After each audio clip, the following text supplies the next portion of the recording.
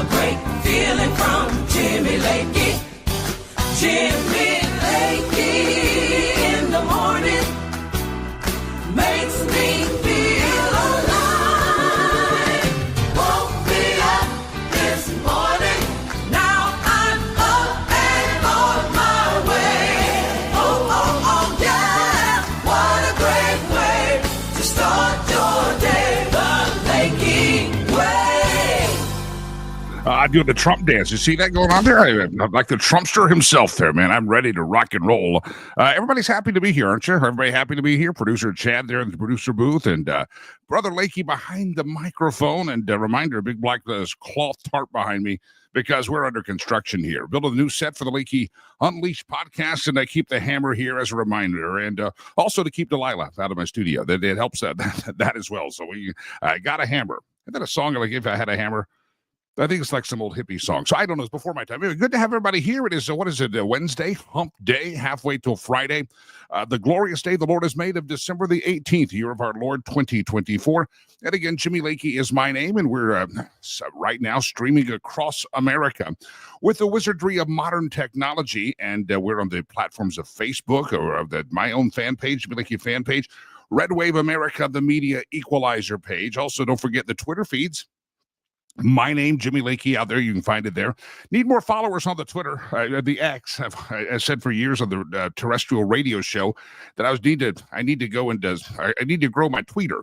And I always trying to grow my tweeter. Then they named it X, and I got really confused. But my tweeter wasn't ever big enough, so I need my tweeter to be a little bit bigger. So everybody go to just Jimmy Lakey on the Twitter or the X and like me there. Now, even if you watch on another platform, the more you like us on the other platforms, it helps boost the numbers and the algorithms. Also, don't forget YouTube. Let's see how many followers we can get at YouTube before they ban us and kick us to the curb. That will be fun. So go to the YouTubes out there as well. So love to have you there. The Rumble page doing very well. Right now, it looks like most of our folks are on the Jimmy Lakey Twitter page. It looks like, from what I can tell, if the numbers are kind of lagging here as far as on the updates. So we'll see. Tune in wherever you're tuned in at. Glad to have you tuned in. Glad to have you watch it. And if you have to check out a little bit early today of the daily update, you can always go back and rewatch it on all the platforms. All right, let's do some news coverage here. We got a lot of great guests. Going to talk first of all this morning at 8:15 or so. Chris Burgard, filmmaker, 8:15 Mountain Time. I'm going to talk about the war on the truth, and I'll play it in just a second. In fact, let's go ahead and play that, producer Chad, that trailer to the movie, because you haven't been, I think we're all starting to learn you weren't told the truth about January the 6th and the government's involvement, and Liz Cheney lied, and Nancy Pelosi lied, and the J6 committee was full of lies, and we'll talk with Chris Burgard about J6 coming up, but here's the trailer for the movie he made, the films he made.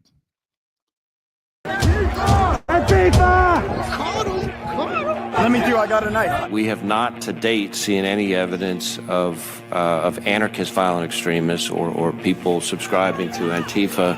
This guy is not just undercover, okay? He is committing violence. Everybody that was on the ground on J6, police officers and demonstrators alike, were all set up. They have this mystery story that we're some kind of domestic terrorist group. Why are you going to prison for 8 months? For my documentation of January 6th. They're being punished as criminals. When the United States government comes at you with everything they have, it can be very intimidating. They're trying to instill fear. This is intimidation, just like the Gestapo. This was not a no-knock warrant. I could have killed somebody because they didn't identify themselves. On May 17th, the truth fights back. So the film is out. It's called The War on Truth, and the film is out, and we're going to have Chris Burgard, the filmmaker, on the program in just a few minutes, about 10 minutes away.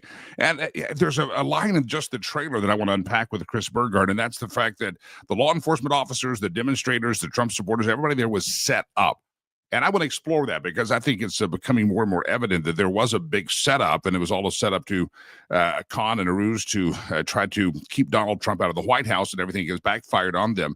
But I want to explore that because what was the setup? Who was involved in the setup? And even the law enforcement officers there were set up and put in harm's way when they didn't need to be. So that's coming up 8:15 this morning. If you have to step out, again, you can always rewatch what we do here on the Lakey Unleashed Daily Update. Let's do this. I brought a prop in here today to show the student. I got hammers. We're going to go around the globe, my friends. Check the news. You like that, didn't you? Yeah, I like that. That's around the globe.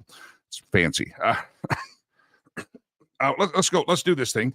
What do we? Oh, by the way, how's Nancy? Anybody heard from Nancy? I was trying to get the address to the hospital she's in Luxembourg and maybe send Nancy some flowers, but Nancy Pelosi is who I'm talking about. She fell and she had a tough time getting back up and broke a hip. And so Nancy Pelosi has, she's in the hospital still. Last I heard, they're being kind of quiet about it. And I'm just telling you that she would have been a fantastic, and maybe she's quiet right now because she's coming up with her next career path as again, we talked about this on Monday, as the spokesperson now for Life Alert. I think that would be a possibility. As a matter of fact, let's play this and remind you that this could be Nancy Pelosi, the next great actress for Life Alert. Fallen, and I can't get up. I've fallen and I can't get up. There's another meme I'll show you here in just a second that, ladies and gentlemen, I have to let you know that there's a rumor and that's possibility that because of the aging demographic in the U.S. Senate, you got Mitch McConnell showed up all beat up, you got Nancy falling downstairs, that there's a possibility that they're going to just have to move in the Senate to put Life Alert buttons on every chair there. I'm thinking that could be a possibility. Babylon Bee came up with that idea. If you don't follow Babylon Bee, you're not following the Lord. You need to follow it. They're really funny. Life Alert buttons to be installed on every congressional seat. It's probably a good idea. You got the Senate, you got the House, you got Mitch, you got Nancy. They're falling apart. They're falling. They can't get up. They're decrepit. They're old. They probably, like Joe Biden, just eat ice cream and not exactly sure where they're at every day. So I think that would be a good idea. And, of all the things, now I don't know if they could get that. Would that be considered government waste and inefficiency by Elon Musk and Vivek Ramaswamy? But it may be a good idea because all of these people could have second careers working for Life Alert. Help. They've fallen and they just can't get up. So that's funny. What other news stories do I have here I want to get to? I haven't heard on Nancy. I'm just asking. I was just checking in. These drones things, man, these things are getting really bizarre.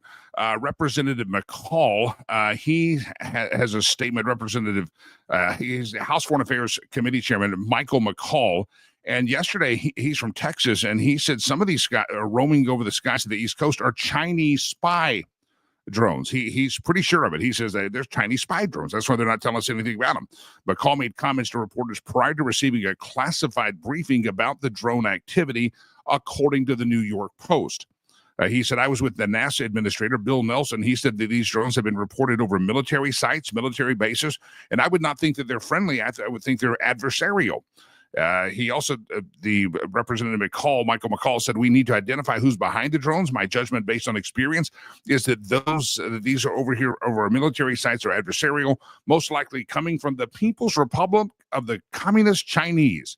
McCall as well had other members of the House Intelligence Committee briefed on Tuesday, and he just said after the brief, he says, tell us how you know that. It's not reassuring. And that was the representative from New Jersey talking to McCall. So tell us how you know that. That's not reassuring that we have these Chinese spy drones, and that's what he says they are. So what do you think? What the hell's going on here? It's been going on for a week. They're still out there. Another bizarre thing that's happening about these drones is that the FBI has now warned New Jersey residents, do not shoot down the drones. Do not point lasers at them. Don't do that. You shouldn't do that. And I'm thinking, if you got a drone over your house or over your property, at some point you're going to go, I don't like this at all. But the FBI field office in Newark, New Jersey, is telling New Jersey residents this week not to shoot down drones or point lasers at manned aircraft. Talking to social media to warn against the dangerous and possibly deadly activity, which comes amid an uptick in reported drone sightings. So I guess they're afraid they're going to hit commercial or manned aircraft in the area if they with their laser pointers or with their guns. But the drone sightings have prompted a very big collective sense of panic among residents, according to Fox News, who have taken to social media sharing photos, videos, believe the drones captured in the darkened U.S. skies. They come out at night. In the statement released by the FBI and the New Jersey police, they say authorities expressly warn against such activity, citing an increase in pilots of manned aircraft in the area who have been hit in the eyes with lasers after being misidentified as a drone by someone on the ground. So that's why they're saying that. They say don't shoot at the drones because you may be shooting at a manned aircraft, and don't be shooting the lasers up there because you've already hurt some officers up there. It really just bizarre. And the fact that the government is Yeah, Babylon Bee at it again. Drones turned out to be an elaborate gender reveal party. Earlier this week, the rumor was they were delivering food to Chris Christie, a DoorDash. It was a DoorDash food delivery, but yeah, maybe it's a big gender reveal party. It just going to, who knows? Maybe maybe they're gathering. You're going to spread across America, and it's going to be a great big display of the American flag all across the continental USA on Inauguration Day. I don't know what they are, but it sure does seem that when they can't come out and tell you something, and yet they're having to have classified briefings to tell the members of Congress out there, how is it that they can say there's nothing nefarious and just don't worry about it? They don't know anything. If you don't know anything, why are you having a classified briefing with members of the House Intelligence Committee? If there's nothing to be worried about, there shouldn't be anything classified about this. So something is amiss, and Representative McCall says these things are from China, and it's some very nefarious and nasty people out there that are doing this stuff. So we will keep an eye on it. And we kind of make light of it here. I'm based here in Colorado. I don't know where you're listening, but the people of New Jersey and the people of New York are really freaked out about this. There's a story here of the New Jersey sheriff. It says this is really disturbing. His name is Sean Golden. He's in Monmouth County, New Jersey. He told Newsmax that he's no fan of the federal government and how they have responded. He said it's very challenging. We have a number of complaints here in our county, over 380 drone sightings since we started tracking since December the 2nd, and the federal government doesn't do a darn thing about them. So, again, it's easy for us to kind of make Chris Christie jokes and gender reveal jokes, but this is a serious issue, and for the government, the FBI, to say there's nothing here, we don't think there's any problem, then why the hell is the government holding classified briefings with the members of Congress to talk about the drones? Here's another, that was a sheriff in New Jersey. Here's a New Jersey mayor. His name is Pennaquannock Township Mayor Ryan Hurd. Said on television Tuesday that he and other New Jersey mayors demand answers from federal authorities about the origin and the intentions of the drones. He said, I was on the White House briefing call about 3:30. I have to tell you, these people are masters of word manipulation. Shocking, isn't it? Talking about the people giving the briefing at the White House. Enough is enough. The American public is sick and tired of being gaslighted. The gaslighted, again, they're saying, hey, there's nothing to see here. There's nothing to see here. Everybody, let's have a classified briefing and talk about what there is to see here. But let's tell everybody else there's nothing to see here. They're gaslighting you. He says, Morris County, the state of New Jersey, we know what you've seen. And now you have the White House telling us, the White House, Joe Biden's White House is telling us, you didn't really see that. You didn't really have that problem. It's kind of like Jared Polis in the state of Colorado. You didn't see a gang there in Aurora taking over a building. You didn't see that. These people are liars, my friends. They are master manipulators, and they are liars, and they will lie to you. They will lie about you. They will lie on you. They are liars, and this mayors and governors and sheriffs are calling them out, and we ought to be calling out this thing. He says, this mayor, I got my guest I want to go to. I do agree with President-elect Donald Trump. The government knows what's going on, and we demand answers. We demand answers now, because you can't be flying these drones over critical infrastructures in our state, which also include homes and families. This has got to stop. But they're starting to realize the White House is lying, and they're also lying to all of us because they said there's nothing to see here. But we're going to have a classified briefing in behind closed doors to tell members of Congress what there is to see here. So hold on to your hats, my friend. There's something coming. There's something about this that just is not good, and it just shows total ineptness of this White House and this current administration, and just the evil that they have in their hearts and the deception that they live with on a regular basis. All right, there's been a big story for the last almost 4 years. The phrase January the 6th rings a bell. And there was what they called at first, it was an insurrection. And from the very beginning, there was a lot of folks that said, hey, I think some of these people are maybe operatives. Some of these people might be FBI agents. Some of these people might be working for the government. Some of these people were just inciting a riot. A lot of the good folks there were not trying to cause any problems. So there's been a lot of lies told. Even Liz Cheney jumped on the lie wagon for the January the 6th commission, and it said, oh, look, it's a bipartisan commission. We got Liz Cheney over there on that. Well, Liz Cheney's an idiot. So we got Liz Cheney there. So Chris Burgard is on the studio line here. We're going to get him in here in just a moment. But I want to remind you, before I bring Chris in, we're going to talk about his film. Which is called The War on Truth, and you need to pay attention to it. It's a great film. I'll tell you how you can get a copy of it. But listen, how you can view it, I should say. but you need to pay attention to it. And there's other going to be there. Now, this is free. Now, there's other interviews just like this and great quality like this that are behind the paywall. This is a free daily update, but if you want to hear other great stuff about the COVID, about Dr. Fauci, about J6, or just loading them up, and they're going to be back there on the paywall, patreon.com/Jimmy Lakey, patreon.com/Jimmy Lakey, patreon.com/Jimmy Lakey. Make sure you pay attention to that. All right, let me bring Chris Burgard in here. He's waiting patiently as I yip and yap here, and he is the I'll give you the official bio, and then I think you'll get to know him a little bit more. He's the Chief Strategic Officer at the at His Glory. He lives in Texas. His Glory Television, director of a documentary, The Capital Punishment, Everything They Told You About J6 Was a Lie, and also the sequel to that is The War on Truth. Chris Burgard, last time we talked, I was on a terrestrial radio signal, and now I'm here podcasting to the world. Welcome in, sir. Outstanding. Merry Christmas, Jim. And thank you for having me here. Just it's a blessing. Merry Christmas. We played the trailer a couple of times over the last couple of days for the film The War on Truth, which is a sequel to your first one, and we will talk about all of them.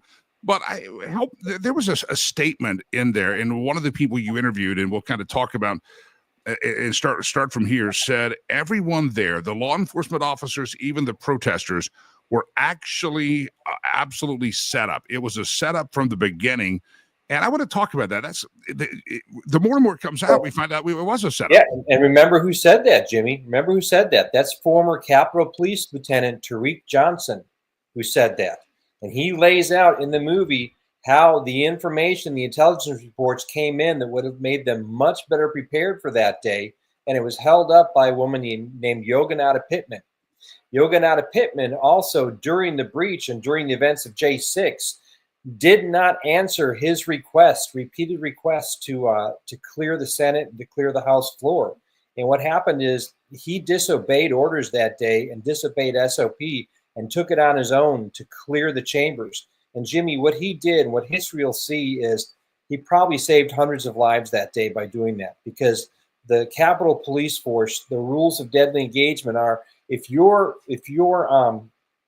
defending senators, congressmen, bodies, you can use deadly force. But if it's just real estate, you're not allowed to fire. So if TK, Lieutenant Johnson, would have been able to clear the House and the Senate 20 minutes earlier, Ashley Babbitt would still be alive, because the rules of force for deadly engagement would not apply. If he had not done what he had done, or done it 20 minutes later, all those hundreds of people that came in and did all that stuff, they would have been dead. If they would have been shot, you would have had American blood running down the halls of Congress. And after doing this for 4 years, Jimmy, I'm telling you, 110%, I believe that's what the original plan was. They wanted at least 100 dead Americans inside the halls of Congress. And wow. this one Capitol Police lieutenant screwed it up. When you say they wanted that many dead Americans in the halls of Congress, who is the they that you unpack in these documentaries? Okay, great question. To definitively answer that, we need to have a real investigation carried out by somebody that's above my pay grade for a filmmaker and his Hollywood star partner. But what you'll see in the movie, we've got some great 3-letter intelligence guys and some military generals and folks in the movie.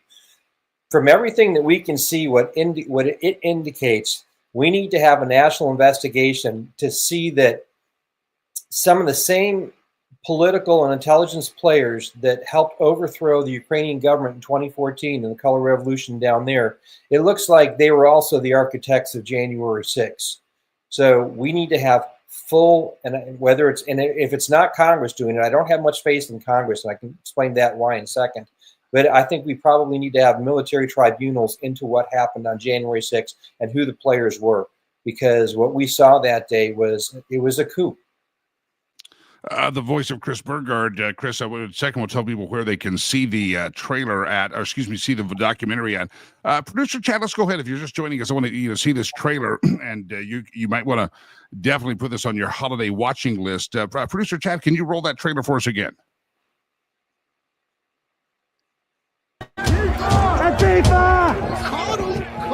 Let me through. I got a knife. We have not to date seen any evidence of anarchist violent extremists or people subscribing to Antifa. This guy is not just undercover, okay? He is committing violence. Everybody that was on the ground on J6, police officers and demonstrators alike, were all set up. They have this mystery story that we're some kind of domestic terrorist group. Why are you going to prison for 8 months? For my documentation of January 6th. They're being punished as criminals. When the United States government comes at you with everything they have, it can be very intimidating. They're trying to instill fear. This is intimidation, just like the Gestapo. This was not a no-knock warrant. I could have killed somebody because they didn't identify themselves. On May 6th. Bring it down there. I appreciate you rolling that. We've short notice there, producer Chad, the illustrious producer Chad.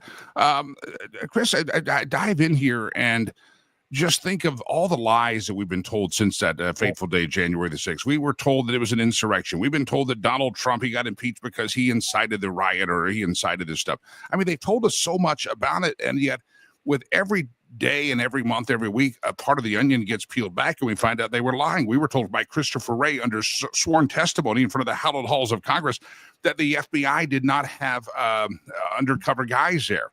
And I think he's trying to spin the truth a little bit. It's kind of like the difference between, well, we didn't have W-2 employees. We just had our 1099 guys there. So he lied. They lied the whole time. And he got backed up by Garland. Garland said the same thing. Well, I don't know. Well, that was a complete lie. I want to preface before I answer that question, Jimmy, part of the reason why we made The War on Truth, the sequel to Capital Punishment, everything they told you about J6 was a lie. Nick and I were there that day. I was there that day with my family. I had been in Central America when they tried to overthrow a government, so things were happening that day was popping my radar off. What I didn't expect, I didn't expect to get an Academy Award for making Capital Punishment, but I didn't expect to be investigated by the FBI as a terrorist threat to the United States of America for making that film.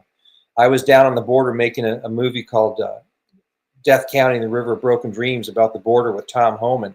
I get home, and 2 days before they raid Mar-a-Lago, I have FBI coming a quarter mile into my ranch here in Texas.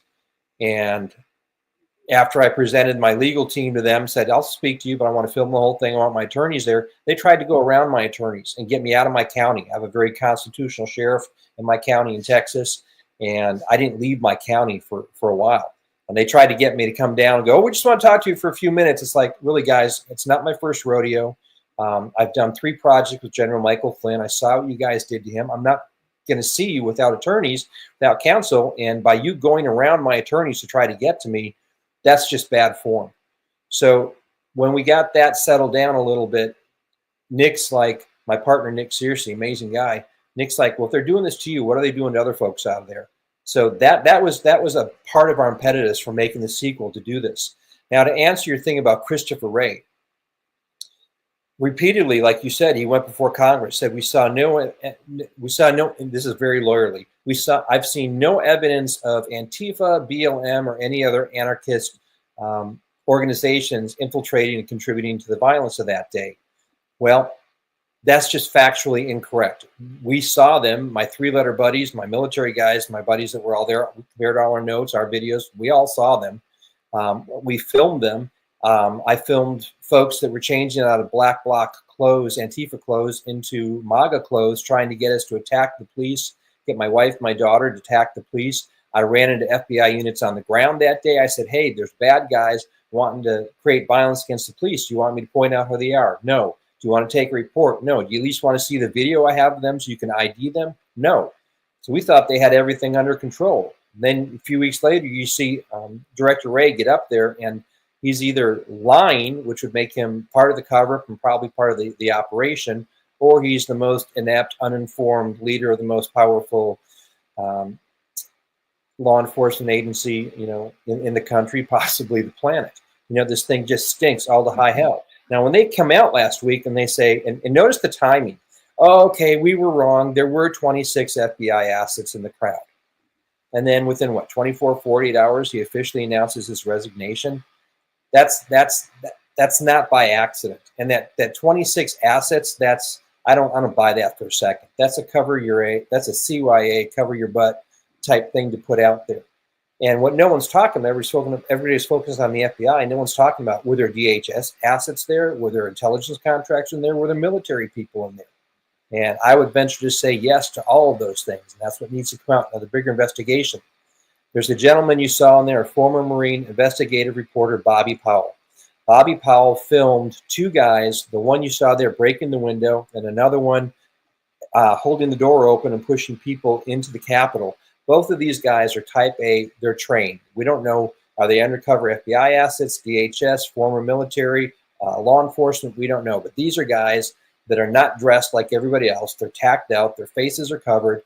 And when they were filmed breaking into the Capitol, breaking the windows, pushing people in, all of a sudden they did a 180. Oh, it's not us. It's not us. We're trying to help. Bobby took that footage to congressmen. He took it to media. And he couldn't get anybody to play that footage. He gets a lunch with a friend of his who's a former congressman. He sits down at lunch, and according to Bobby, he's offered $200,000 to lose that footage. When he refuses and says, you're going to have to kill me. I'm a former Marine. I want to step out there. According to Bobby, this former congressman said, well, that could be arranged. So that's what's been going on for years behind the scenes on this stuff. And if you want to, Jimmy, you know that a lot of times it's not the crime that gets them, it's the cover-up. This cover-up is so huge, and I can just point one thing out for your audience that hasn't seen the movie yet. You heard, even a few months ago, Joe Biden say this. You heard the media repeat it. They still repeat it. You heard the Justice Department. You heard the FBI repeat it for months. The 5 law enforcement officers died on January 6th. I would get riled up about that if people told me that. 5 law enforcement officers died. That's a lie. The truth is, Officer Brian Sicknick, everybody we interviewed, he was a heck of a guy. He died of natural causes on the 7th, the next day. He was not, according to the official story, they said, bludgeoned to death in the head with a fire extinguisher by MAGA people. That was an absolute lie. And the 4 other officers that died, they died weeks and months later, all from suicide. So this lie, what that does is that covers up the 4 people who actually did die that day. They were all MAGA supporters. It was Kevin Greason, Benjamin Phillips of heart attacks. Ashley Babbitt was shot, unarmed, 5'3", 116-pound woman. And Roseanne Boylan. Roseanne Boylan, while she's unconscious on the ground, is beaten by Officer Lila Morris 3 times. And eyewitnesses say it was the 3rd blow that killed her.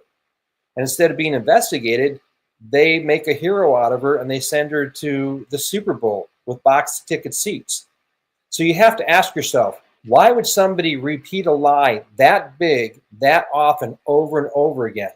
Well, this goes back to a guy named Joseph Goebbels, who worked for a guy named Adolf Hitler.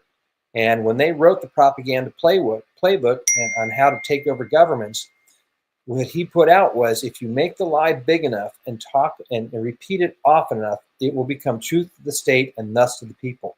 That's exactly what you've seen happen here. That's exactly what's going on. And this is not an event unlike the storming of the Reichstag in 1933, Nazi Germany. Yeah. We'll wrap up here. I got another guest I got to get in here, Chris Burgart. First of all, folks want to watch the film. Where do they go? You go to thewarontruthmovie.com. thewarontruthmovie.com. Jimmy, Merry Christmas, man. God bless you for everything you're doing. I appreciate you. Let me ask you one more question, though. Somebody mentioned this. We just passed the 61st anniversary of the JFK assassination, in which we still don't know what alphabet soup agencies were probably involved, and that's why things have not been redacted. And you can see it pops up on the screen, a comment from one of our viewers this was the secrecy, the JFK assassination. So who could the U.S. citizens trust to investigate? You mentioned military tribunals, but to me, I'm seeing a plot. I'm seeing this thing that they were so desperate, so afraid of who Donald Trump was, who these MAGA people were, a threat to their power. Let's get 100 dead people in the Capitol. Let's blame it on the MAGA people. We'll lock Donald Trump up, and he's the leader of this cult, if you will. We'll lock him up the rest of his life, and it'll be gone. And we, the swamp monsters, can continue to run Washington, D.C. without the threat from these outsiders. Am I being too simplistic, or something more complex than that? You're spot on. It's bigger and deeper. And as far as your caller that said he thought some of the same people that were involved in the JFK assassination were involved in this, might not be the same people. Those people might be dead now, but it might be the same organizations and the same playbook. Congress has, this is why I don't trust Congress. One, because when Congressman Troy Nehls out of Houston, he's an old war dog. He's a decorated military officer. He was a sheriff. He knows how to run an investigation. When he started looking into this and he started making comments that were anti what the J6 Commission was saying and anti what Nancy Pelosi was putting out for a narrative, under Nancy Pelosi, the Capitol Police broke into and raided his offices over Thanksgiving weekend when they thought no one was going to be there, and they got caught. And they were dressed as construction workers. And the reason that Congressman Nehls believes they did this was because they wanted to get blackmail stuff on him to get him to shut up. That's how DC works. So that's why, and the other part of that is we took this film to Congress. We screened it for Congress on September 24th. I had people on the Intelligence Services Committee say to me, we didn't know this. We didn't have this information. Tom Homan, our new border czar, after he saw this movie, he was angry. And he says, why the F am I learning about this information from an effing movie? Why isn't the effing organizations that are supposed to be investigating this giving us this sort of information? That's the reaction. So after 4 years, when Congress still has done nothing, I don't have a lot of faith in them. So you're asking me who could investigate this? I think the military could investigate this. TheWarOnTruthMovie.com, TheWarOnTruthMovie.com. Chris Burgard, Merry Christmas to you, my friend. God bless you, and we'll touch base again soon. Maybe even go longer and deeper sometime in conversation. Chris Burgard, TheWarOnTruthMovie.com. All right, ladies and gentlemen, welcome into the Lakey Unleashed podcast, unleashed from the confines of corporate radio. I said on the social media that the band is getting back together. Laura Carno's coming back on for Carno Tuesday. Megan Barth's going to do Megan Monday. Steve Laffey was always in our 8 o'clock hour on the Wednesday, and we're starting this was official, the first time of Lakey and Laffey back 8:30, right around 8:30. It's 8:32 now Mountain Time. Right around 8:30 every Wednesday morning, good Lord willing, Steve Laffey and I will join together in conversation. And so right now, he's maybe you saw him running for president, maybe for other political office, maybe you read his book, maybe you saw his movie. Mr. Steve Laffey, good morning to you. Jimmy, so great to listen in and be in the yard. I guess we call this the yard, but I'm in the yard with you. Yeah, man, it was great. I saw you hanging out back there, and in the kind of the stream, the virtual green room, and I can see you there, and I appreciate you. Listen, that's fascinating stuff by Chris Burgard, and I've seen part of the movie, and it's some scary stuff. Crazy. Yeah, the one statistic I was looking up stuff I'd like I like to do when people do shows is that 4 officers did commit suicide later in the year, not died that day.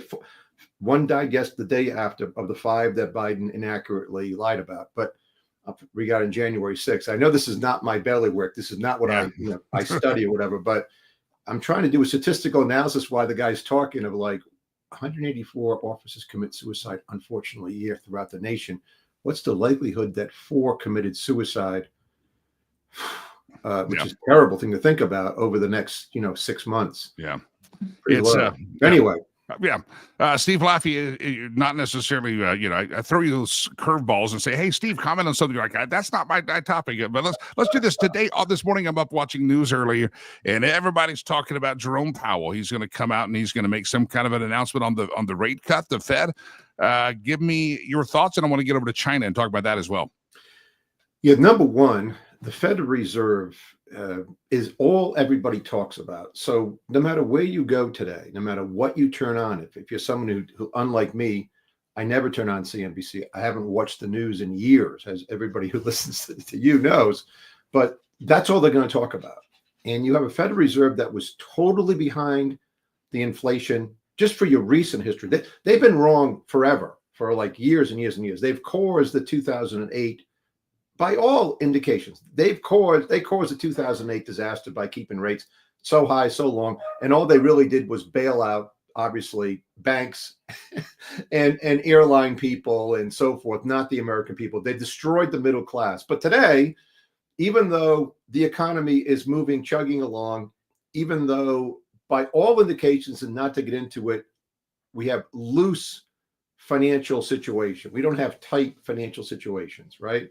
So despite all the evidence, they're going to look backwards 12 months. So what the Fed does, everybody knows, they're looking backwards at the consumer price index for the last 12 months instead of looking forward. And they're going to cut rates, I'm guessing, or everybody's guessing, by another 0.25%. But here's the lesson.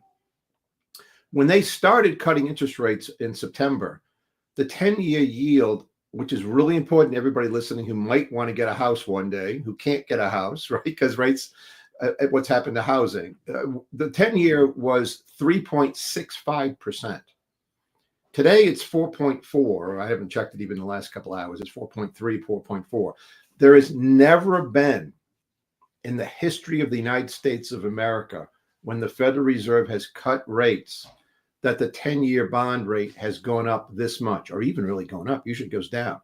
It's telling you a couple of things. One, inflation is not gone. So when they cut, you're going to see higher inflation next year. It is not gone. Now, it's not going to run at 8%, but it's going to run at 3%, which is far above their imaginary 2%, Jimmy, the one that they decided 10 years ago that they couldn't get up to. They couldn't get up to 2% for like 8 years. And not to bore you with why they couldn't, because they didn't want to. And now they can't get down to 2%, and they're not going to try to 2%. And I predict they're going to start saying that maybe 3% is okay. Well, 3% again is the absolute destruction of the middle class over years and years to come, because people's wages who live in the middle class or lower do not, Jimmy, keep up with 3% inflation. They need 0 inflation so they can get ahead. So the Federal Reserve today, the all-important, it'll probably be another unanimous vote. Maybe one person will dissent. Then they'll probably start to talk about how hawkish they are. But my big point to everybody listening is that it's totally unnecessary to have 17 people do this. I have talked for a long time about having the Federal Reserve only keep inflation at 0 and get away with their dual mandate. They actually have 3 mandates, but I won't even go into it. But the mandate about unemployment. They should not, people who run money, who never speak about money, should never, in addition, be in charge of unemployment. In fact, no one really should be. Right? Yeah. Like, what do you mean? We have a market. We're not in Cuba. Last I looked, yeah. We're pretty close. The unemployment czar. We have an unemployment czar. Yeah, but why is anybody in charge of it at all? Like, why is anybody in charge of any of this stuff? And so it gets you back to what's about to happen with Donald Trump taking over as president. But these things that the Federal Reserve do actually really enrich rich people and really hose and destroy the middle class. And the evidence is so much in. It's no different than me talking about public schools. The evidence is 100% in, and yet no one seems to know or care in Congress, because they don't want to take responsibility for fiscal policy as they spend wantonly, even under what will be a Republican administration. Steve, somebody popped into the chat room. They have a question up on the screen. It says, Steve, some states are allowing an alternate currency to be used called goldbacks. Any opinion on this currency? I have some goldbacks. They're in New Hampshire when I was campaigning in New Hampshire. So for Jim, thanks for the question.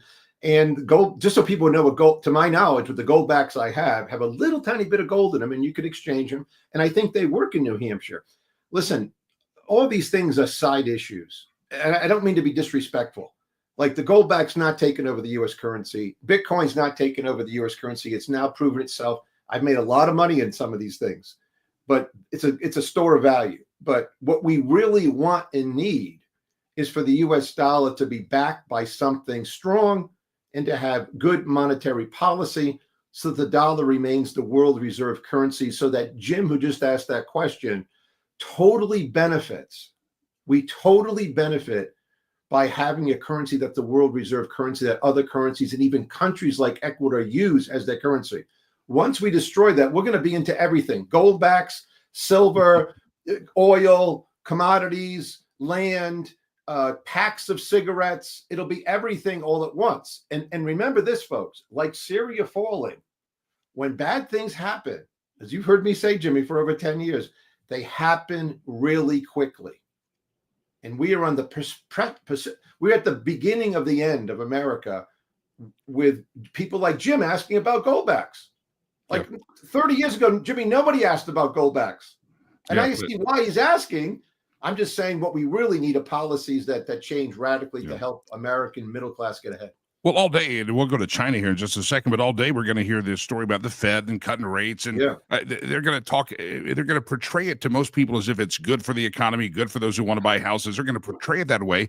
But I think you point out something, all of these policies that even the propaganda CNBC type media says is so great, so great, so great. It's actually long-term and short-term destroying the middle class. Yeah. And yet we're being told, hey, we should be excited. The rate's going down. And you're like, hold on. But it's no one gets the truth. I mean, seriously, the Federal Reserve will only really follow the 2-year note. And if that's going down, they'll start cutting. If that's going up, they'll stop raising rates. But they'll say a million other things, and everybody in the country who runs money effectively will now stare at a screen for 17 individuals to decide what they're going to do. But what they did already by lowering rates 75 basis points, they've increased the 10-year yield, hurting people buying homes, hurting people. So they've already and the reason is that we have too much debt. If this was if they did this in 1975, which is a bad year because they were raising rates because inflation, they couldn't control it.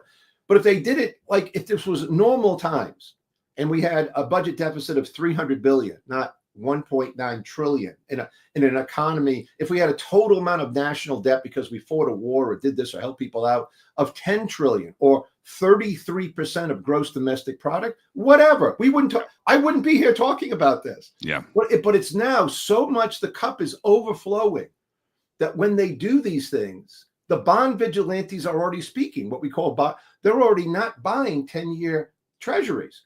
And you watch, 10-year treasuries yields are going to go higher. And at some point, they're going to hit a level like 1987, where the stock market peaks and people puke out. It's going to happen because they can't control the 10-year bond. But anyway. Steve, we're going to switch to China, but I saw this comment. You said this is called the yard when you're hanging out in the backyard, kind of the green room. And I thought the yard was good, but this is a funny comment. Where'd it go? There it goes. The yard sounds like something from a podcast prison. Jimmy looks like he's in solitary confinement without his wall behind him. Glad to see the visitors list is growing. Do I look like I'm in solitary confinement here in podcast prison? It's a little dark. It's a little dark. I'm trying to hang out with my beautiful wife and some photos to let people know. It's under construction. I have a hammer. We're building it behind me. That's a tarp. Okay, we'll work on expediting. It looks a little dark, huh? Well, as a side issue, Jimmy, I am always perplexed that when I do watch some kind of podcast with somebody really rich comes on, let's say it's Larry Summers, or it could be Stan Druckenmiller. It could be somebody, and I'm not saying they do this, but behind them is a blank wall. Like they're in a house. They have no paintings. It's white. There's no windows. And I'm like, these people, I know who this guy is. Some people I've met, where are they? Do they not have a real home? They're in a prison. They may be in a prison. It appears really weird. I try to make it look like you're in my office and we could switch around to go here. I've got this. I have the other room that is my, where I do the critical mission, but we're making this more of a kind of a daily update news set. And so I have a hammer to remind you, it will not be solid black for longer. We're working. It's under construction. Maybe I'll get some yellow tape and hang on that for tomorrow and say under construction. Jeff and Cassie, thank you for your funny comments. All right, let's dive in here. China. Yeah. That's you've been preaching about China for the longest time. You sent me a couple of headlines. U.S. weighs ban on Chinese-made router in millions of American homes. You sent me another one. Students, we are down in the international testing that continues to happen. Let's start with China. Yeah. So I just sent you the article. It's the front page, top of the story at the Wall Street Journal 10 minutes ago. And I don't even want to talk so much about the router. Like that's not that exciting. The router that's in people's homes, but it's every single day, for 15 years. There's something communist China is doing to America. Whether it's the TikTok thing, which these are the ones that people read about, whether it's the balloon that went over the nation that no one wanted to talk about, Biden tried to ignore until it almost left the country till people saw it. But more importantly, where they're buying land, how many of their college students are spying on America because they actually have to, or they won't go back home, or their parents will be put in jail or whatever. This stuff really happens every day. We know it does. We know that professors at universities have been arrested. We know that the person helping the governor of New York has been arrested, right? So we know that communist China every day hits America with through the internet, tries to find out all the secrets, all the social security numbers, all the stuff about every American. We know they do this. We know that they want to destroy America. We know that they're helping every enemy of America when they can. They help Iran, right? They want some of their oil. They help Syria. They lost. They help in Ukraine, even though they make some statements because they don't want to be involved in what might happen with them in Taiwan. But we know that they are purely evil, run by one person today. And yet, what have we done so far? Donald Trump put 10% tariffs on some of the goods, not the Apple computer. Okay. What does that even mean? Like, why did he choose certain goods and not other goods? Does anybody know? I don't think anybody knows why that would have happened. And so these are the things that are like critically important. And yet here we are faced with what might happen with communist China again. The State Department, if you go to their website, says no one should go to China. Okay. but we're not doing, and Trump may do this, we're not putting total 50% tariffs on every single thing that they have. We're not doing much about what happens in the South China Sea. We are doing some things with Japan and some things with Australia to have a coalition to defend that area. But what is and when is the president of the United States, the new president, going to get up and have a speech, not invite a dictator to the president? And he may be just doing this to bust chops because he isn't coming. I get that. I get the marketing part. Don't get me wrong. I'm not even mad about it. But when is someone going to get up and give a complete speech about the danger to America from communist China and say over 3 years, we're not trading with them? In the meantime, drug companies, car companies, Tesla, etc., sell your stuff like Starbucks is thinking of doing, right? Which I talked about 10 years ago with you. Let's get out of this country. Let's have nothing to do with them. Let's squeeze them until their government falls and that 1 billion plus people can live in freedom. They torture their own people. They have 1 million Uyghurs in concentration camps. They call them concentration camps. Yeah. Not to get back to the 1930s and 40s. They actually call them concentration camps. All this stuff is happening. So if we could lead with human rights, if we could stop this stuff and have a complete plan, and maybe President Trump will have one because he has some people around him now that understand what I'm saying, but he needs a complete plan to put them down economically and for America to reindustrialize without needing anything from communist China. That's my point. Yeah. Steve Laffey, there's Representative McCall of Texas, says that these drones flying out of the New Jersey area, he says he had an intelligence briefing and he swears that a lot of them are Chinese spy drones. Donald Trump canceled his trip to Bedminster because their drones kept flying over his resort there in New Jersey. You got a representative that's on the Intelligence Committee says, man, some of these are, not all of them maybe, but some of these are Chinese products there. Wouldn't surprise us at all because you had that balloon floated across America, and we don't seem to. We're not walking softly and carrying a big stick anymore. Well, that's the deal. That's a great point. We need to walk softly and carry a big stick. So I actually don't know what's going on in New Jersey. I try to watch it with the drones. Now, to say that lots of drones are probably made in China, totally get it. To say that people are coming across our southern border who are Chinese, I get it. I actually saw it nearly 20 years ago, Jimmy. I actually saw it back then.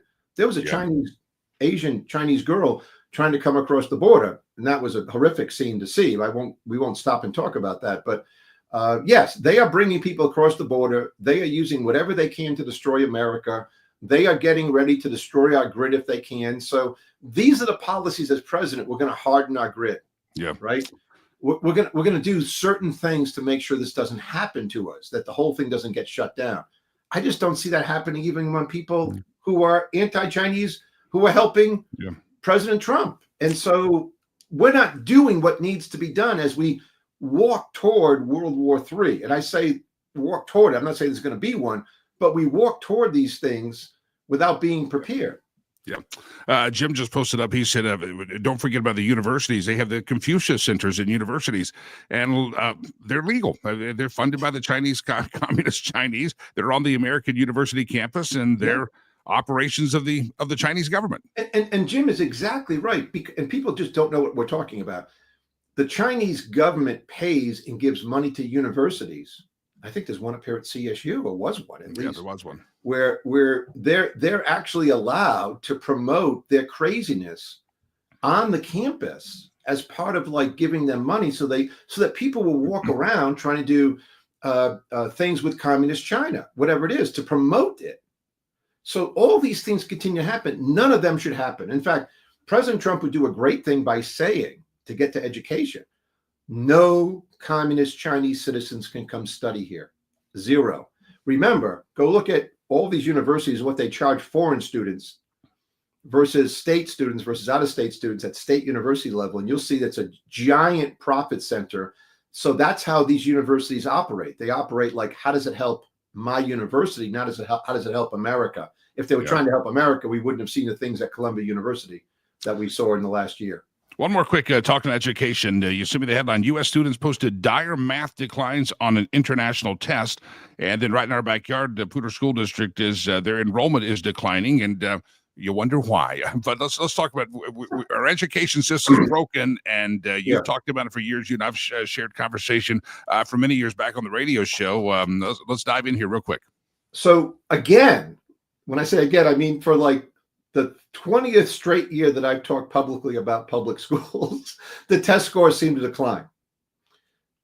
Versus international, the story, versus whatever, versus 20 years ago. So two things. One, no matter where you live, and I'm only bringing Poudre Valley to talk to the people around the country in Colorado, which is a big district, which is fairly wealthy compared to, say, Detroit. But no matter what happens, they were trying to close a school. This happens nationwide. And then the people who live near the school protest. So guess what? They're not only not going to close that school, they're not going to close any schools. And then they put something on the ballot that says, can we raise your taxes to pay for this nonsense, even though we have less kids? And the vote is almost always yes, no matter where you live, even though I don't know who these people are, live in my community. What are you talking about? Raise everybody's taxes for less kids to go to school. Even though we live in a state, unlike many states, where we have school choice among public schools and we have lots of charter schools. So take it to the next level. They lose enough in the public schools in this district, just like around the country. They lose enough kids this year to close one other school, 450 kids. This is happening everywhere, especially in places like Colorado, but it's happening. And what do? They do nothing. Nothing. They've raised you. So then you take it to the point where at the next level, whereas the public school test scores keep going down. So you're going to find people who come on your show, and then nice people. It might be Ben Carson, totally great guy. He'll come on and say he's trying to help charter schools and this and get public schools better. And we got to help young black kids in Baltimore. He's totally right, but he's wrong. He's missed the point. They all missed the point that the public schools run by unions need to be closed and parents sent a check. One, we would go from an average of, in Denver, $24,000 per student to $7,000 per student easily, saving an enormous amount of tax dollars because much of the stuff is on the internet. I myself, who homeschooled 3 kids, as everybody who listens to you know, and one just graduated at 16 from CSU, I could then take over just Algebra 1 for the nation. It could be in everybody's house or everybody's school or 20 kids in my house. But I could teach 1 million kids Algebra 1 for free. Yeah. That's the kind of thing the internet could do that isn't doing because of what? Public sector union control that it seems as though Donald Trump is kowtowing to. I was going to try to show that screen. The screenshot it doesn't show up very well. I'll have to print it up tomorrow. But the Poudre School, it's happening everywhere. They're teaching fewer kids, educating fewer kids. They're getting worse and worse results every year, and yet they want to keep asking us to go to the ballot box and increase them to keep these buildings open that they could consolidate. And why should we reward you with more money? Because the test scores keep going down. And unfortunately, people in the communities, it's for the children, and they vote yes, and they shouldn't vote yes. They should stop that. And not only do they vote yes, if you go to Providence, Rhode Island, you'll find almost all the time, I bet you it's a 90% success rate when they actually approve every single bond issue to build another building for kids that they don't use. Unbelievable. Steve Laffey, it's a pleasure. I'm glad we're back together, 8:30 Mountain Time, 10:30 Eastern Time on the Lakey Unleashed Daily Update. Thank you, my brother. We'll talk again soon. Steve Laffey there with us. Go to his website, stevelaffey.com. He did write a great book about primary mistake when he ran for the U.S. Senate, and the establishment Republican Party really came after him. He was enemy number one. And then he also had his movie about trade. He traveled to America, made a film about communist China and working class, and it's all there. Go stevelaffey.com, stevelaffey.com. All right, my friends, in the moments that we have remaining together, let's go back. We've ventured off of the news. If you're just joining us, glad to have you here. Don't forget, you can comment. A lot of you comment right there on the Facebook. Every time you hit a like or a heart, it shows up here in the studio.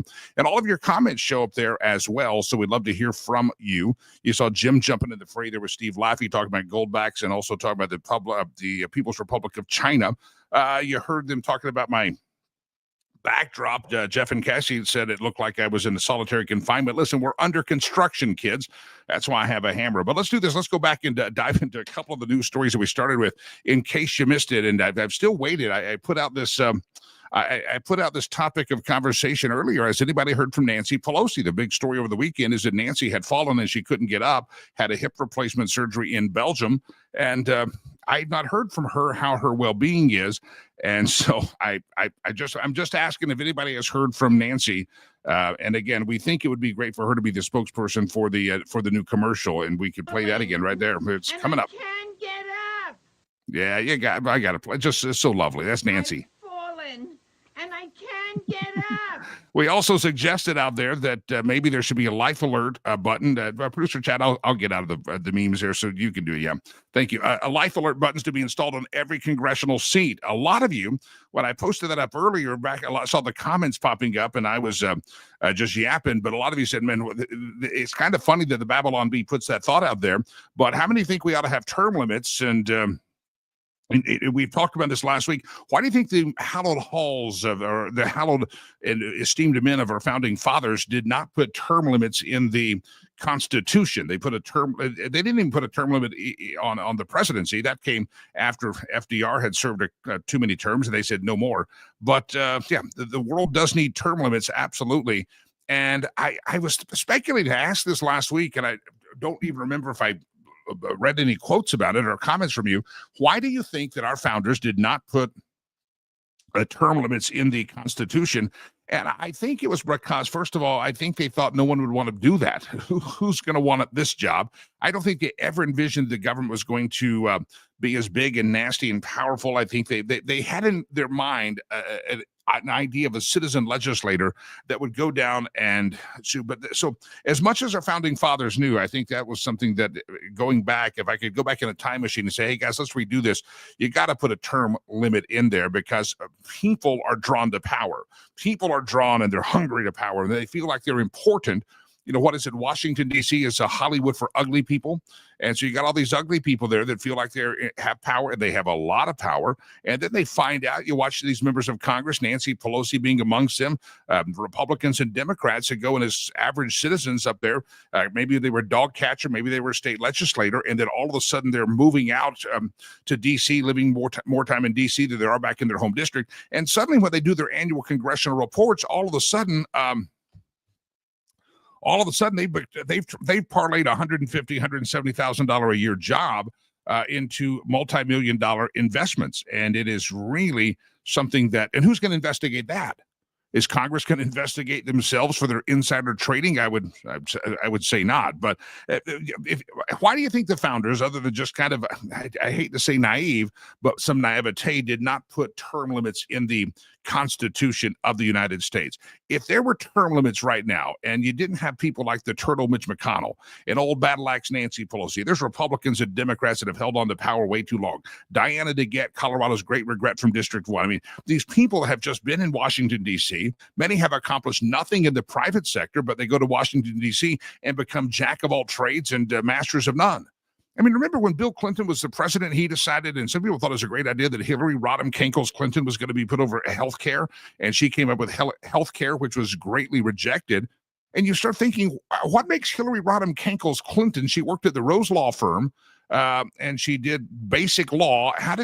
What makes her a healthcare expert? It makes absolutely positively no sense how we let these people who were just, they worked their way from the state legislature, they were dog catchers, then they're in the hallowed halls of Congress, and 20 years later, for some reason, we think that there's some intelligence or national intelligence experts. They couldn't run a popsicle stand. Ken Salazar became the Interior Secretary for Obama, but he was a U.S. Senator from Colorado. And I was doing radio at the time when he announced, and I'll tell you a funny story. His people wanted him to come on and announce the morning he was going to have a press conference. He was going to agree to come on my show.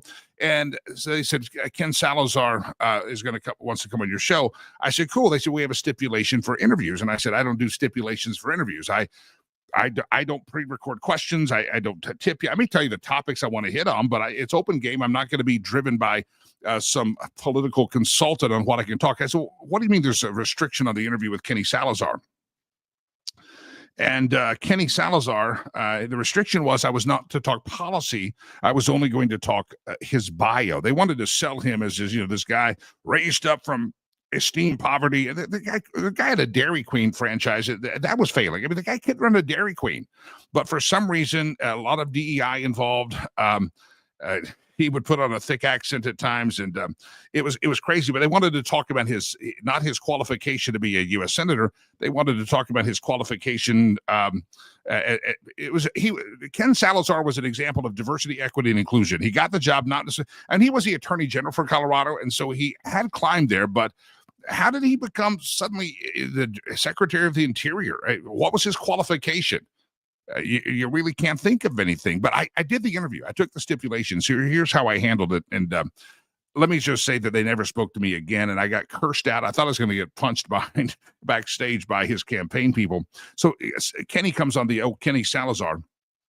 I called him and his brother, the Salazar crime family. The Salazar crime. Kenny came on and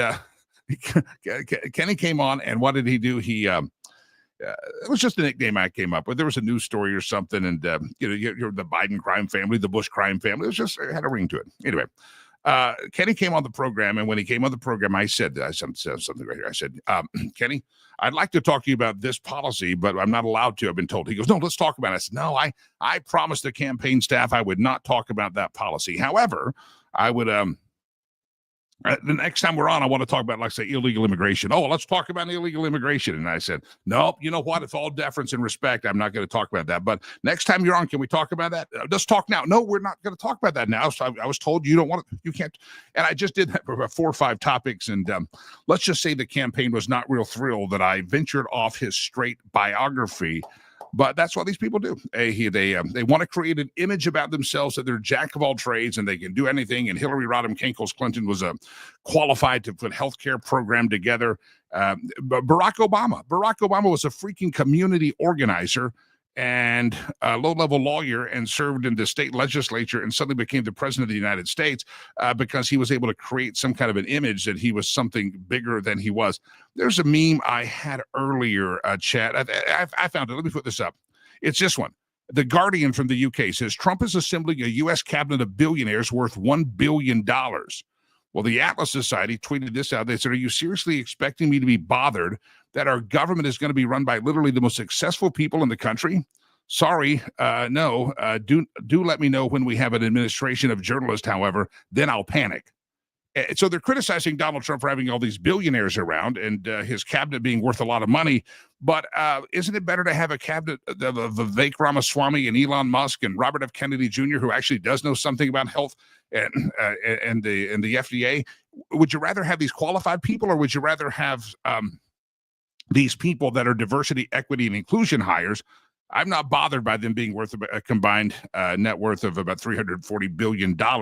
I'm not worried, but if you look at the White House now, you do. You got the people that run ABC News, their spouse has a job in the White House. People run NBC. You got a bunch of journalist family that are the influencers in Washington, D.C. All right, let's have a little fun here, if we may, and I want to show you this. Anybody know the Elf on the Shelf? Anybody watch the Elf on the Shelf? You do the Elf on the Shelf. That became a thing. I guess I didn't really even know it was a thing. When we grew up, I don't think it was a thing. And my son was kind of beyond the age. We never did the Elf on the Shelf. Let's just put it that way. We never did the Elf on the Shelf with him. But by the time I figured out it was a real deal, he was well past that age. And anybody do the Elf on the Shelf? And what age do you stop doing Elf on the Shelf? I don't know. Well, look at this. If you've seen Elf on the Shelf, you may have heard of Elf on the Shelf. And now, are you ready for this? Everybody talk amongst yourselves. Anybody get it? Does everybody understand? Does everybody understand what this is? Are you looking very carefully? Very carefully. Everybody see it? You've heard of Elf on the Shelf. What is this? Get ready for. I'm looking in the chats to see if anybody's figured it out yet. I am looking to see if anybody figured the darn thing out. Elf on the Shelf, or anybody know it? Is anybody ready? I'm looking for the comments here. This is a great meme as I steal the memes. Ladies and gentlemen, what you're seeing there is not Elf on the Shelf. What you're seeing there is a drunk on a trunk. You're welcome. A drunk on a trunk. And that's what you're seeing right there. The drunk on the trunk. And yeah. Oh, by the way, here's another one. Speaking of the incompetence of these politicians and what qualifications do they have to, yeah, there we go. Drunk on the trunk. Yeah. Now you're all chiming in there and getting it. Drunk on a chunk. No, not junk on a trunk, but drunk on a chunk. Here's Trent Lacey put this out here and talking about just unqualified politicians and people that get jobs. And you're like, again, how did Hillary Clinton know a darn thing about healthcare? I don't get it. Yes, people like Steve Laffey are smart, and they put them in charge of something, a master of economy and economic policy. But no, sometimes you get these, sometimes you just get people that know nothing about their field of influence. Here's what Trent Lacey said. How is it that Joe Biden was deemed unfit to be charged in the classified documents inquiry, but is somehow fit to issue pardons and commute sentences? Now, isn't that a fair question the media should be asking? The special counsel, remember, that guy said, hey, we can't charge him with the stolen documents case because he would just come across as a doddering old man that didn't know what he was talking about. We can't charge him with that. But somehow we're okay with Joe Biden seemingly having the judgment to be able to issue pardons and commute sentences. I think this is a very, very, very fair question from Trent Lacey out there. Okay, is there anything else on my? Oh, I haven't pushed this the whole show. I don't always want to sound like an infomercial. I'm going to do two things right here. I'm going to change hats, put on a different hat. Ladies and gentlemen, my hat says it's my charity organization, Rivers Promise. And if you don't, does the blue help on the black background? If not, I'll go this one. There's the gray. I got two colors of it. Today, in just an hour or so, there's an email that's going to be going out to all the people that subscribe to my email newsletter from a charity. And we have a goal between now and the end of the year to raise an additional $25,000. That's going to help us finish up the year with our food shortages that we continually have because of inflation. It's going to help us start next year very strong. We've got some things we really have to get accomplished. We've got some kids that we're funding. All the kids at our school are not sponsored.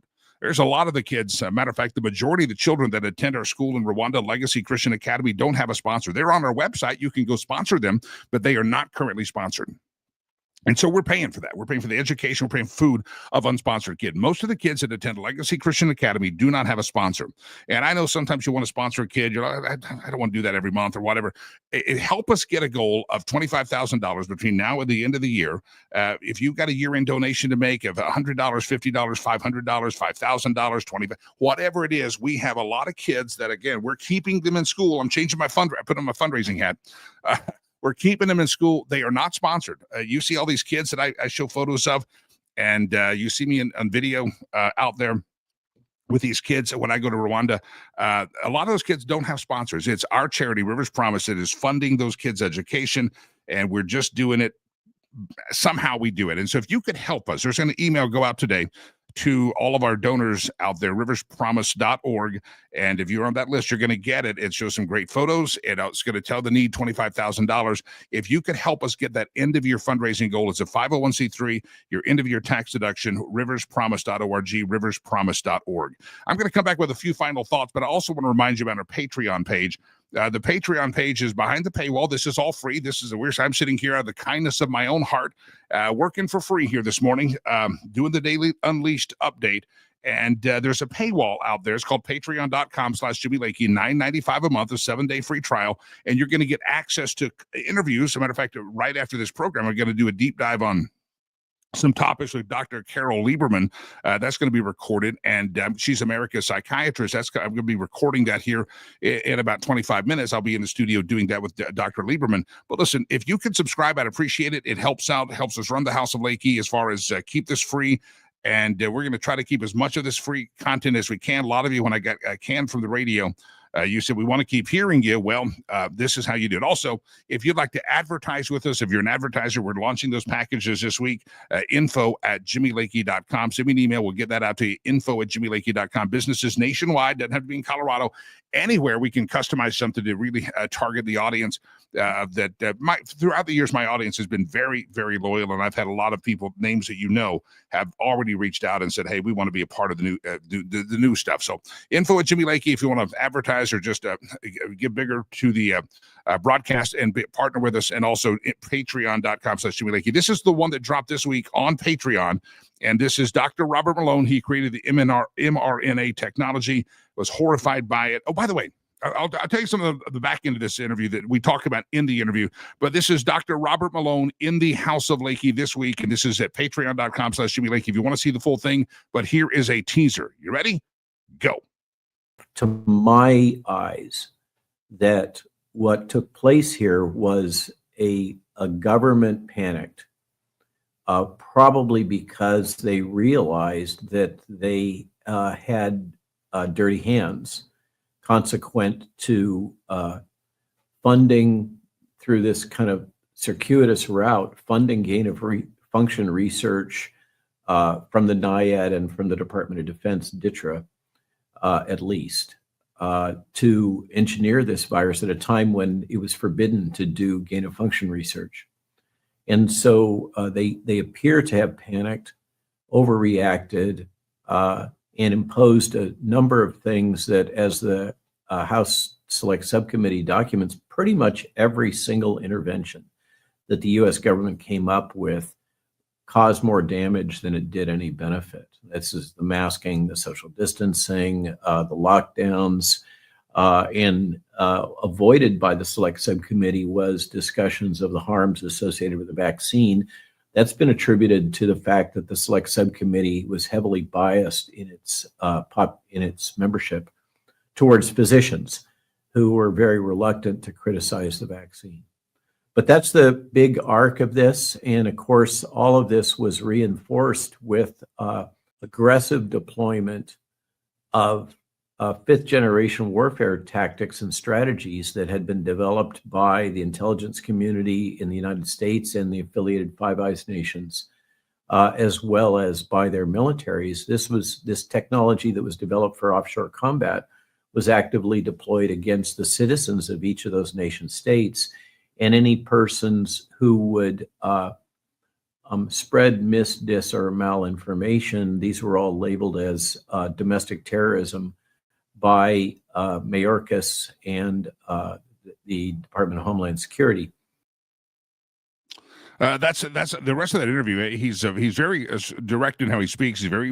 That's the tone. We went about an hour, and he talked about the psychological warfare that COVID was, and how the government is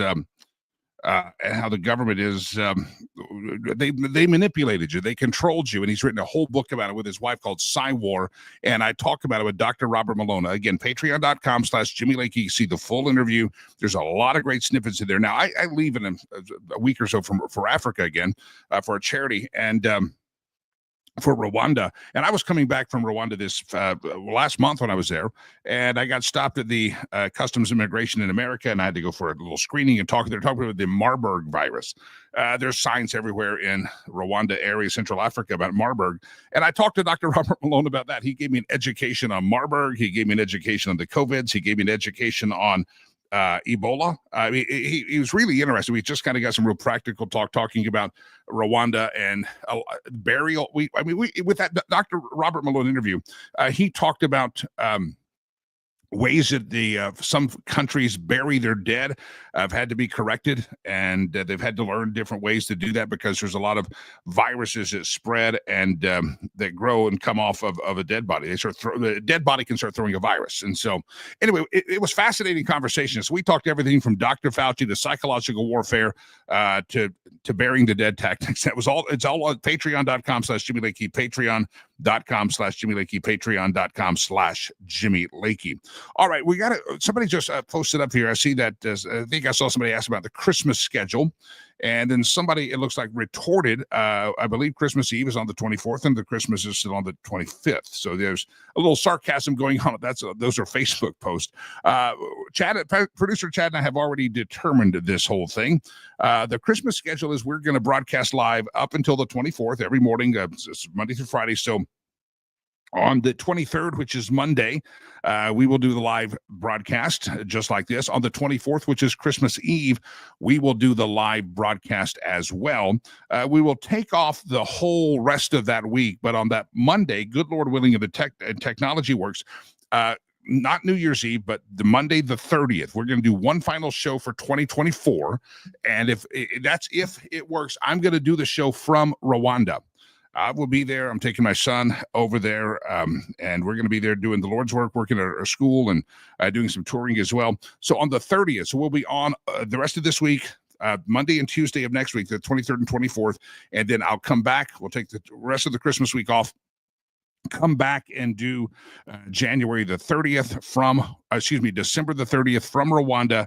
That's the plan. As long as the connection and technology holds up, we will do a live regular timing at broadcast from Rwanda on that, and then we'll take the rest of that week off, and we will reconvene after the holidays and kick off our first 2025 show on Monday, January the 6th. Yes, I said January the 6th. There's so many jokes. It will be our insurrection broadcast. I didn't say anything about erection. I said insurrection day. So thank you. I loved it when they were those January the 6th committee buffoons.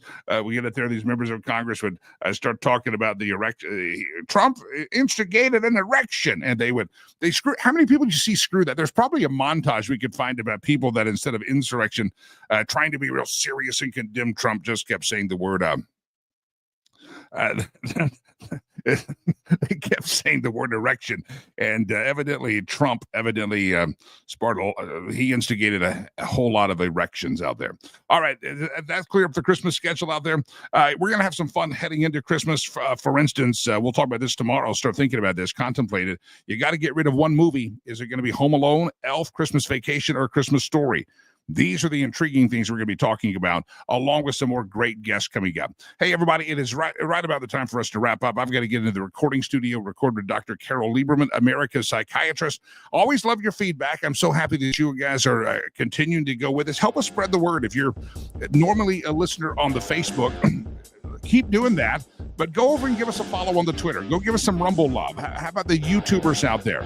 I got to go through and see how many people we had on all the platforms this morning, but I always love to hear from you.